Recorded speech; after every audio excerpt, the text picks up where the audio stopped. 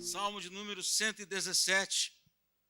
Louvem o Senhor, todos os gentios, que todos os povos o louvem, porque grande é a sua misericórdia para conosco, e a fidelidade do Senhor dura para sempre. Amém. Obrigado, irmão, pela água. Amém, queridos. Esse é o salmo que nós pregamos ontem à noite, a primeira parte, e hoje nós vamos continuar na segunda parte, mas eu quero cantar a canção antes e depois, no final. Vamos ver se a igreja aprendeu comigo aí.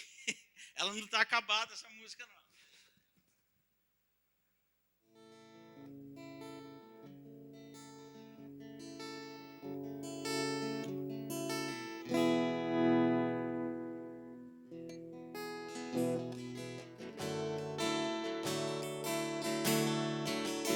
Diz assim: louvem ao Senhor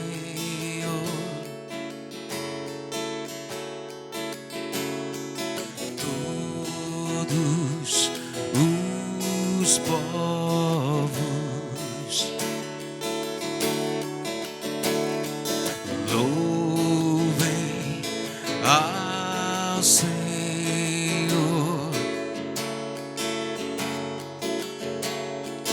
todos os povos, porque tão grande é sua misericórdia para conosco, e a sua fidelidade dura para sempre. Porque tão grande é sua misericórdia para conosco, e a sua fidelidade dura para sempre. E sempre louvem ao Senhor todos os povos, para sempre louvem ao Senhor todos os povos, para sempre. Amém, queridos? Depois a gente canta junto, tá bom? Lido e cantado o salmo. Esse tema tão importante para a igreja, queridos, para nós individualmente e para a igreja coletivamente, que é a obra missionária de Deus. A obra não é nossa, é de Deus, amém, queridos? É dele. Ele confia a nós. Ele não precisa de nós? Não precisa, mas ele conta conosco. E ele nos escolheu para isso. Ele escolheu o seu povo, a sua igreja, para que a obra dele fosse feita. Você já parou para pensar, para imaginar que a história ela só está correndo e existindo porque a obra de Deus ainda precisa ser feita? E o dia que não precisar mais, o dia que as coisas estiverem concluídas, o dia que chegar o tempo certo onde Deus falou, chega, porque a minha igreja eu vou recolher dessa terra, né? Eu vou acabar com tudo. Agora chegou o fim, mas os meus herdarão a vida eterna. Quando acabar, acabou a história. Acabou a história. Mas enquanto isso, a igreja ela caminha com a sua missão para levar a cabo até o fim. Nós temos que ter consciência disso, porque se nós individualmente não entendermos isso, nós caminharemos alienados do propósito para o qual Deus nos criou e nos salvou. Porque como vimos ontem, Deus nos salva não somente para a vida eterna. Deus nos salva para sermos testemunhas dele aqui nessa geração, nessa terra. Então esse salmo, ele nos dá algumas lições. É um salmo, como dissemos, curto, breve, o mais breve de todos os salmos, o mais breve de todos os textos, mas muito profundo, com uma mensagem poderosa que vai além do pensamento judeu daquela época, que extrapola as fronteiras de Israel e alcança os países da terra. Louvem-te, ó Senhor, todos os gentios, que todos os povos o louvem. Então nós vimos que, em primeiro lugar, a obra missionária tem um objetivo. E o objetivo é que Deus seja louvado, glorificado, exaltado. Esse é o grande objetivo. Jesus veio à terra para isso, para glorificar o seu Pai. Amém, queridos? Para fazer a obra do seu Pai. É assim que a igreja continua a obra de Cristo, glorificando o Pai, fazendo aquilo que o Pai nos ordenou que fizéssemos. Louvai ao Senhor. Em segundo lugar, nós vimos que a obra missionária tem uma instrumentalidade. E a instrumentalidade, o instrumento, é você e eu. É um salmista escrevendo para os povos, conclamando os povos, esse texto chegando até nós, e nós vimos que a palavra de Deus chegou até nós, o evangelho chegou até nós, porque alguém movido por Deus, disposto na graça de Deus, pregou o evangelho, e esse evangelho foi crescendo e avançando, e as pessoas, os servos de Deus e servas do Senhor espalhados pela terra, foram pregando o evangelho, e esse evangelho chegou até aqui, até nós. Estamos aqui por causa disso, porque instrumentos de Deus foram usados, homens e mulheres, cheios da graça de Deus, para que pudéssemos estar aqui hoje. Em terceiro lugar, nós vimos que a obra missionária ela tem um limite geográfico.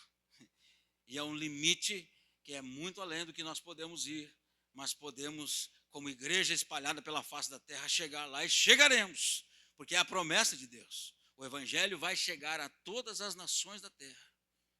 Não sei, quer dizer, hoje com o avanço da tecnologia fica até mais possível imaginar isso, né? Mas antigamente nunca, como que se imaginaria, né?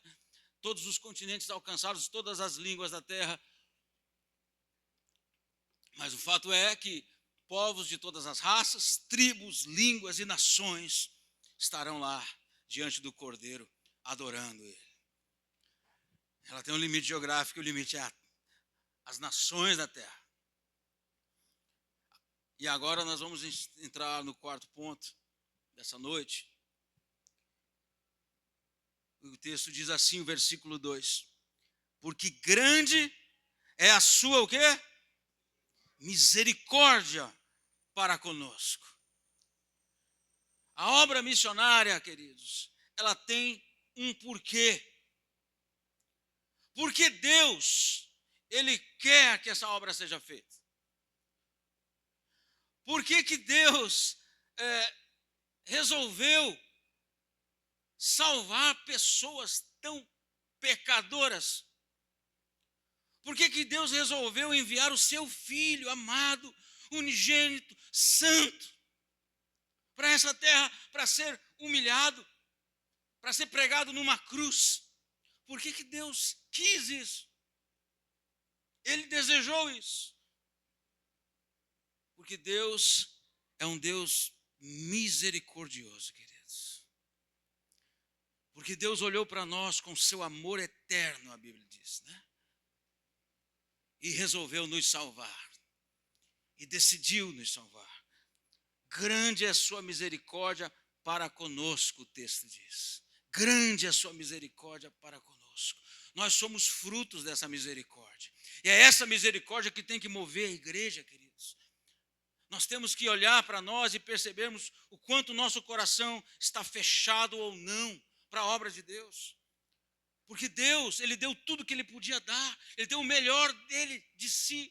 Ele deu o seu Filho para salvar a igreja. Ele deu a sua riqueza mais linda, que é o seu Filho Jesus. Imagine Deus na glória, olhando para a terra e vendo o seu Filho ser crucificado. mas Ele quis, por causa da sua misericórdia. É uma misericórdia que talvez a mente humana jamais vai conseguir conceber. Nós nunca entenderemos a lógica dessa misericórdia, irmãos. Principalmente aqueles que não foram salvos jamais também entenderão essa graça, né? Porque misericórdia tem muito a ver, é a graça de Deus. Não se pode falar em graça sem falar em misericórdia e vice-versa. Os incrédulos jamais entendem esse perdão de Deus que alcança o pecador. Os incrédulos acham injusto um Deus perdoar alguém que pecou tanto. Mas o fato é que a Bíblia nos mostra que Deus é aquele que perdoa um coração arrependido. Então, em primeiro lugar, eu quero dizer para você que veio aqui hoje, essa noite, que se você está carregado de culpa por causa dos seus pecados, há perdão para você, porque o nosso Deus é um Deus de misericórdia e graça. Deus perdoa aquele que se quebranta e que se arrepende. Mas, em segundo lugar, nós temos que olhar como igreja para essa misericórdia de Deus e perceber, queridos, que nós somos os canais dessa misericórdia. Que nós, nessa instrumentalidade que somos, que a igreja é, nós temos que transmitir misericórdia. Misericórdia ao pecador, queridos. E quantas vezes eu vejo tantas igrejas, na verdade, transmitindo preconceito, discriminação, criando um grupo fechado, isolando aqueles que queriam ouvir o Evangelho, impedindo aqueles de virem ouvir o Evangelho. A igreja foi chamada para ser aquela que transmite misericórdia. Misericórdia é um atributo, na teologia sistemática, chamado atributo comunicável de Deus. Deus tem, em sua essência, Deus é, em sua essência, um Deus misericordioso, e Ele permite que nós possamos transmitir isso uns aos outros. Misericórdia.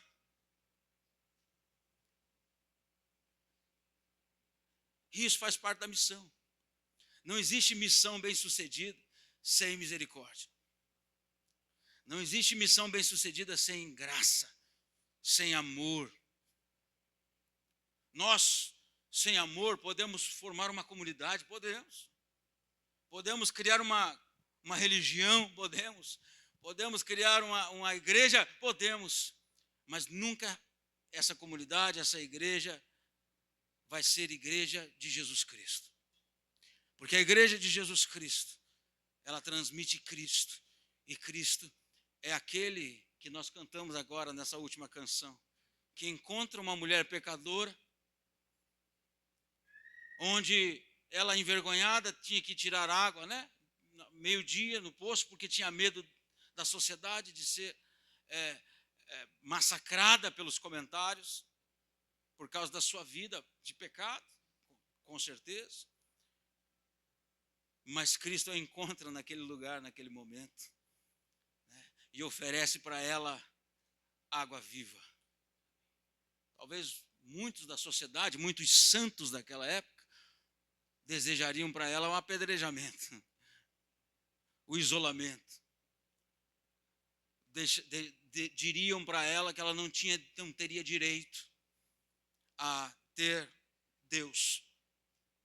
Como era o pensamento judeu para os gentios também na época. Por isso que esse salmo salta aos olhos, porque ele vem de um judeu, de um hebreu, que está desejando que todos os gentios louvem ao Senhor. O judeu dizia que, o judeu médio, na sua maioria, dizia que os gentios serviriam apenas para alimentar as chamas do fogo do inferno. Eles deveriam ser salvos, eles judeus, mas os gentios não. Os gentios só foram criados para alimentarem o fogo do inferno. Essa era um pensamento, um ditado popular entre os judeus. Quando Jesus vem, esse conceito de misericórdia que já é muito grande no Velho Testamento, tanto que está aqui no Salmo. Jesus expande esse conceito de misericórdia e mostra uma misericórdia que é escandalizadora para os religiosos.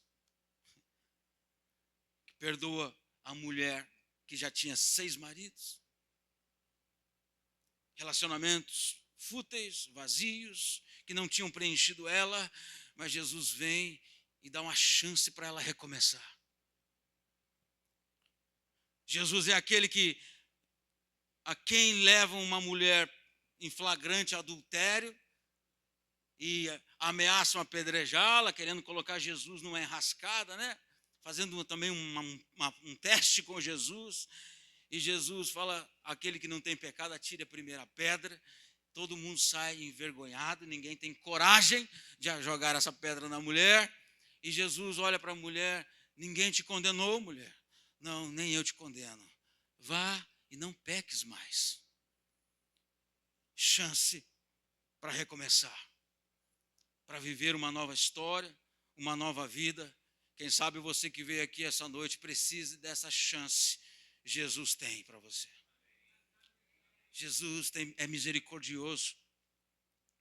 É essa misericórdia que nós devemos transmitir como igreja, queridos. Afinal, a igreja é instrumento do Senhor, instrumento de Cristo. Em segundo lugar, ou em quinto, né, continuando de ontem, a obra missionária tem uma garantia: a fidelidade do Senhor. E essa palavra fidelidade, ela é muito usada no meio gospel, com uma conotação antropocêntrica. Sempre usando a fidelidade como se Deus tivesse que ser fiel a mim. Mas na Bíblia, queridos, a palavra de Deus mostra que Deus é fiel, antes de tudo, a Ele. Ao que Ele diz, ao que Ele fala, ao que Ele promete, ao que Ele decreta, ao que Ele estabelece. Essa é a fidelidade de Deus. E é por isso, irmãos, que essa palavra é muito maior ainda do que nós devemos conceber. Porque é uma palavra que garante que aquilo que Deus disse vai se cumprir. E ninguém impede. Não há demônio no mundo que impeça uma palavra do Senhor de se cumprir. Não há. Deus não falha em suas promessas. Amém, queridos? Ele é fiel para cumprir aquilo que Ele diz. E essa fidelidade, portanto, ela tem que ser vista junto com a sua onipotência. Deus é fiel e Ele tem poder infinito para cumprir exatamente tudo aquilo que Ele disse que vai cumprir. Portanto, quando Jesus diz, as portas do inferno não prevalecerão contra a minha igreja, queridos, não prevalecerão. Não há nada, não há nenhuma força, não há nenhuma conspiração que possa quebrar isso. Não há nenhum ajuntamento. O Salmo 2 nos mostra essa figura, né, de os homens se levantando contra o Senhor e contra o seu ungido. E o texto vai dizer, o Senhor lá do céu ri deles. Dá risada desses homens que tentam conspirar para atrapalhar os planos, os projetos de Deus, irmãos. Nada vai atrapalhar aquilo que Deus estabeleceu. Nada impede. Essa é a nossa segurança. É a nossa segurança, é a segurança da igreja, porque Ele é fiel para cumprir o que Ele diz.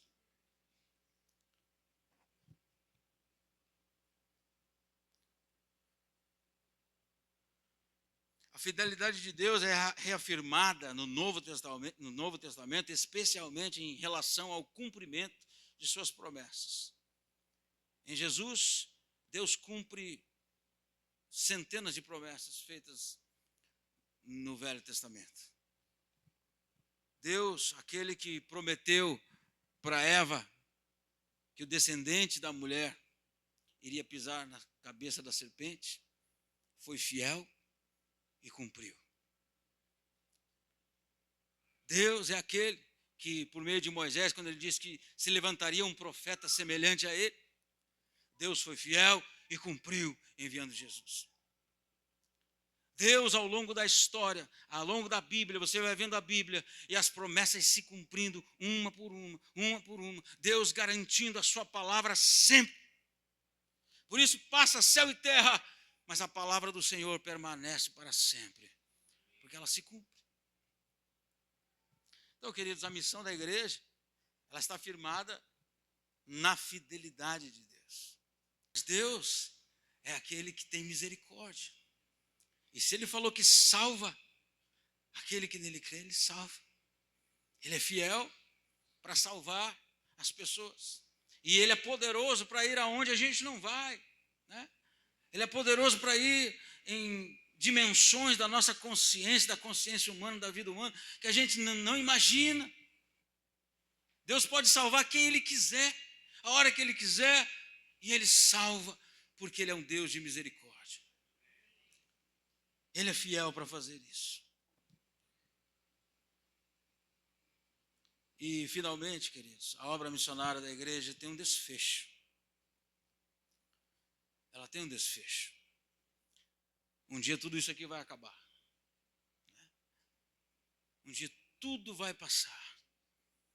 Toda essa história, todos os sonhos, todas essas correrias, mas o pior de tudo, o melhor de tudo, toda a violência, toda a doença, toda a morte, toda a lágrima, vai acabar.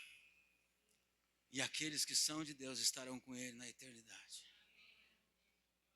É por isso que o texto termina, dura para sempre. Para sempre. Para sempre. Fidelidade do Senhor. Se Deus falou para nós que há um lugar para nós na casa do Pai, Ele já tem reservado então para nós essa morada. O texto de Apocalipse nos mostra isso. Vamos abrir lá Apocalipse 22. –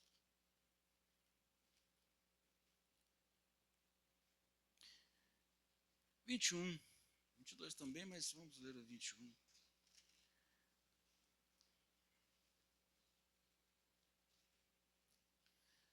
A palavra do Senhor diz assim: e vi novo céu e nova terra, pois o primeiro céu e a primeira terra passaram, e o mar já não existe. Vi também a cidade santa, a nova Jerusalém, que descia do céu, da parte de Deus, preparada como uma noiva, enfeitada para o seu noivo. Então ouvi uma voz forte que vinha do trono e dizia: eis o tabernáculo de Deus com os seres humanos. Deus habitará com eles, eles serão povos de Deus. E Deus mesmo estará com eles e será o Deus deles. E lhes enxugará dos olhos toda lágrima, e já não existirá mais morte, já não haverá luto, nem pranto, nem dor, porque as primeiras coisas passaram. E aquele que estava sentado no trono disse: eis que faço novas todas as coisas. E acrescentou: escreva, porque estas palavras são fiéis e verdadeiras. Disse-me ainda: tudo está feito. Eu sou o alfa e o ômega, o princípio e o fim. Eu, a quem tem sede, darei de graça da fonte da água da vida. O vencedor herdará estas coisas, e eu serei o Deus dele, e ele será o meu filho. Quanto, porém, aos covardes, aos incrédulos, aos abomináveis, aos assassinos, aos imorais, aos feiticeiros, aos idólatras e a todos os mentirosos, a parte que lhes cabe será no lago que está queimando com fogo e enxofre, a saber, a segunda morte. Apocalipse 22, 14 diz: bem-aventurado aqueles que lavam as suas vestes, para que tenham direito à árvore da vida e entrem na cidade pelos portões. Amém, queridos? A igreja, ela tem um Deus poderoso para fazer com que tudo se cumpra até a volta de Cristo. Nós temos um chamado. Essa igreja tem um chamado. A igreja cristã evangélica, Maranata, ela tem um chamado, uma missão de Deus aqui em Cuiabá. Você que é cristão, que foi lavado pelo sangue de Cristo, você tem um chamado, uma missão a cumprir até o retorno de Cristo ou a sua ida para lá. Mas você tem esse chamado. E nós precisamos entender isso. Esse salmo que diz, louvem-te os povos, ó Deus, deve estar pulsando em nosso coração, queridos. Deve estar clamando, deve ser o nosso desejo. Nós precisamos sair pelas ruas de Cuiabá e desejar que as pessoas se convertam, que as pessoas venham para Cristo, que o pecado diminua e que a vida de Cristo aumente nessa cidade, que o reino de Cristo se expanda nessa cidade. Esse deve ser o nosso desejo, a nossa oração e a nossa prática como igreja. Amém, queridos? Vamos fechar os nossos olhos. Coloque a sua vida diante de Deus. Eu queria orar por você, aonde você está mesmo. Coloque o seu coração. Talvez você diga, mas eu estou tão longe desse Deus. É hoje à noite para você se aproximar dele. Talvez você diga, mas eu nunca tive um compromisso com Jesus Cristo. Não conheço ele, eu conheço muito pouco. Hoje é noite para você conhecê-lo, para você recebê-lo em seu coração pela graça dele. Talvez você diga, mas eu sou tão fraco, tão frágil. Como que eu vou servir esse Deus tão grande? Deus escolheu as coisas fracas desse mundo e as que não são. É com os fracos que dependem dele que Deus quer contar, queridos. Não é com os fortes, não é dos fortes a vitória, nem dos que correm melhor, mas dos fiéis e sinceros que seguem junto ao Senhor. Essa é a igreja de Cristo. A igreja que depende dele. A igreja que clama por ele. Essa noite você não pode ir embora daqui simplesmente saindo daqui como se fosse apenas mais um culto. Aliás, nenhum culto pode ser assim conosco. Nós devemos sair daqui com a convicção e com a grande questão. E agora? O que eu vou fazer com essa palavra? Porque quando Deus fala conosco, Ele está esperando a resposta. A palavra foi pregada, queridos, e Deus está falando a essa igreja. Não é à toa que o pastor e a liderança convocam um evento sobre missões. É porque Deus já tocou o coração deles. É porque pela graça, Deus já está levantando a liderança para que por meio dela, você também seja levantado para fazer a obra de Deus.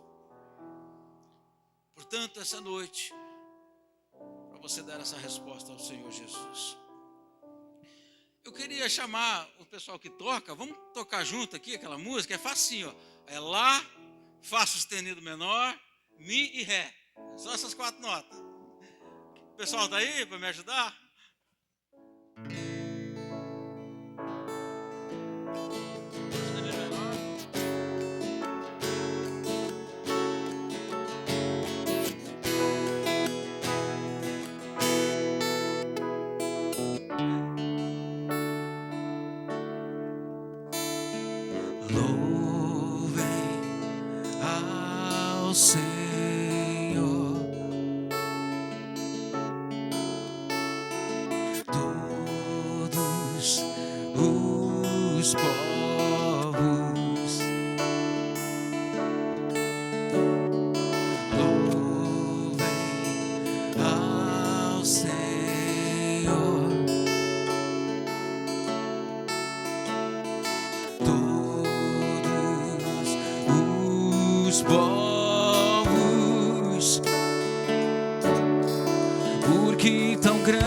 Sua misericórdia para conosco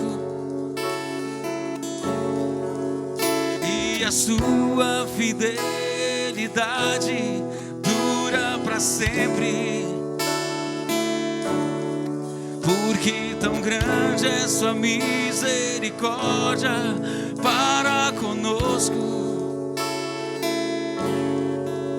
e a sua fidelidade dura para sempre e sempre. Louvem ao Senhor todos os povos, para sempre. Louvem ao Senhor todos os povos, para sempre.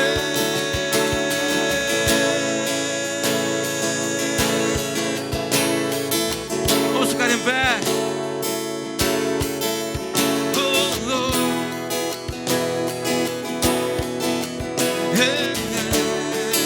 Porque tão grande é a sua misericórdia, porque tão grande é a sua misericórdia para conosco, e a sua fidelidade dura para sempre. Porque tão grande é sua misericórdia para conosco. Aleluia. E a sua fidelidade dura para sempre e sempre. Louvem. Aleluia. Todos os povos, para sempre. Louvem todos os povos, todos os povos, para sempre.